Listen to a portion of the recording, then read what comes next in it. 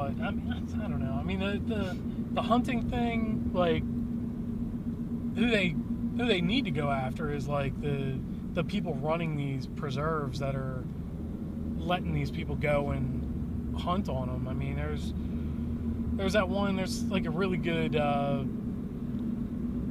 documentary by what's his name, Louis Theroux, and where he goes to one of these game preserves and he's like interviewing the people that run them and stuff. He goes to a bunch of different ones, and that's almost all of the animals you see, like how you picture like an African safari and all that stuff. They all live on preserves. All those things, those animals are bred to be on those preserves, and they breed them to like hunt them. To be hunted. Yeah, it's ridiculous. It's a stupid thing, and yeah, they shouldn't do it. But like, I don't know. There's so much money tied up in it, where it's an industry now. Are you saying chimpanzees are people? I am not. Are you sure? No. I know where you're going with this. Yeah, let's check that out. Let's go ahead. So let me find it here. I'm gonna skip back. I don't think we're gonna get to it, but it just segued so well. It did. Okay, so did a court just recognize chimpanzees as legal persons? It depends who you ask. So there's these two chimpanzees. The fuck were their names? I'll come across it eventually. Yeah. But they're attorneys for a non-profit legal advocacy group, Non-Human Rights Project, are asking the New York Supreme Court to release the chimpanzees Hercules and Leo, held in a lab at a public university. They're saying that since they have human-like qualities, you know, they can think, they can act, they have emotions, that we shouldn't be performing on them. So, for the first time ever, a court said, well, we'll have a hearing about this. So, they give them they're trying to grant them legal personhood. Therefore, if they are persons, they have to be free from captivity because of human-like intelligence, self-awareness, emotional complexity. They want them to be dispatched to a primate sanctuary in Florida. Okay, so they order a writ of habeas corpus to be signed by the judge. Well, to get a writ of habeas corpus, it says that can only be presented to legal persons. Right. So because these chimpanzees got this writ of habeas corpus, they are legal persons. De facto legal persons. Yeah, so they're people. You know what though? And for as much as I don't approve of like monkeys as pets. I really don't. You know what? If it gets them out of that situation, cool. You know, that's good. Like I got sympathy for, they shouldn't be testing crap on animals and stuff. There's plenty of people who would volunteer to do it. I think it depends on the animals. I don't Maybe. know. I mean, like a fucking snake, they should test everything on snake. They should test AIDS and cancer on snakes. Fuck a snake in the fucking face. I hate a fucking snake.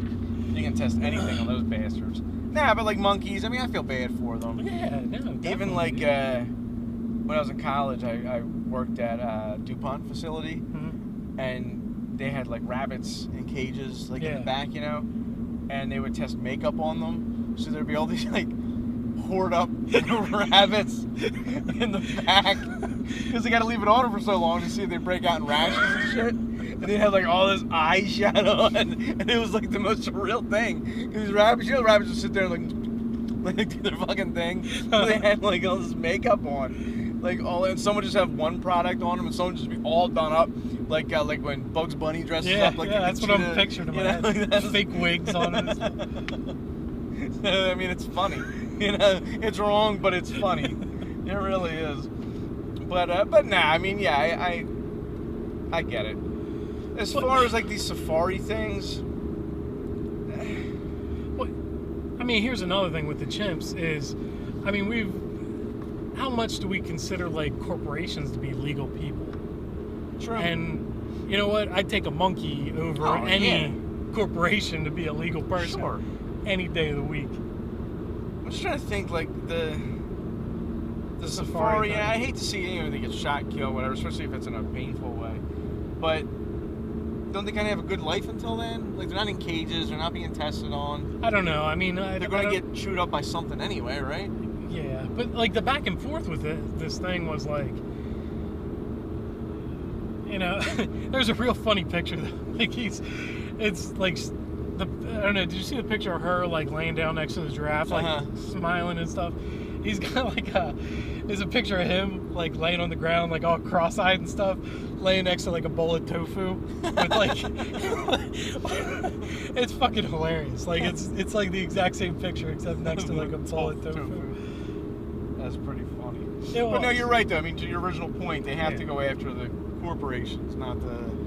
You go stuff, after the industry that makes people want to go on a safari and shoot a giraffe in the face. Right. Go out and shoot targets. You know what I mean? Have one of these things where they pop fake animals out from behind a tree. Yeah. You know. Like, I mean, what kind of gratification are you getting from like shooting a giraffe or something? Like, I don't know. I mean, and we have like family and stuff they're hunters and stuff, and they do that kind of stuff all the time. You know, they go up into like Canada and Alaska and hunt bears and stuff. And I mean, I understand hunting from like the population control wise with like deer and that kind of thing, but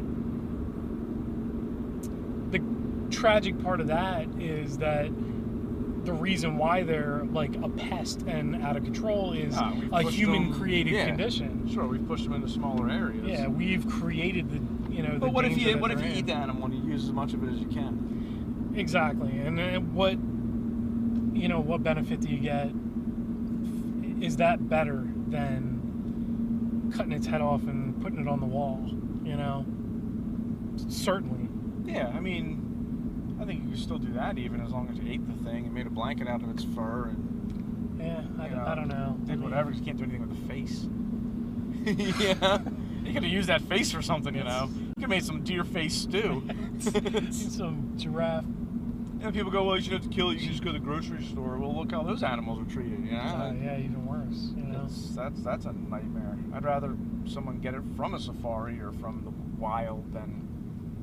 Because I'm not going to sit here and say, well, I'm not going to eat meat. I'm going to eat some fucking meat. Yeah, I mean, hypocritically, you know what I mean? It's like, I love steak, you know, I love chicken. Body craves it. You go so long without red meat. I don't know. I mean, I enjoy it a lot. And is it wrong for me to enjoy stuff like that? And, you know, no, because you're human, because that's what you're supposed to eat. Yeah, it's not a... It's an issue that's not. That's the weird thing about being human, because like I couldn't kill him, but I'm certainly going to eat the fuck out of it. Yeah, you know, it's a weird thing.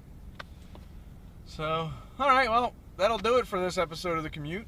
Send us an email about anything we talked about at thecommutepodcast@comcast.net. Make sure you like and subscribe on YouTube and Facebook. Follow us on Twitter @DriverPassenger. Hope to see you soon.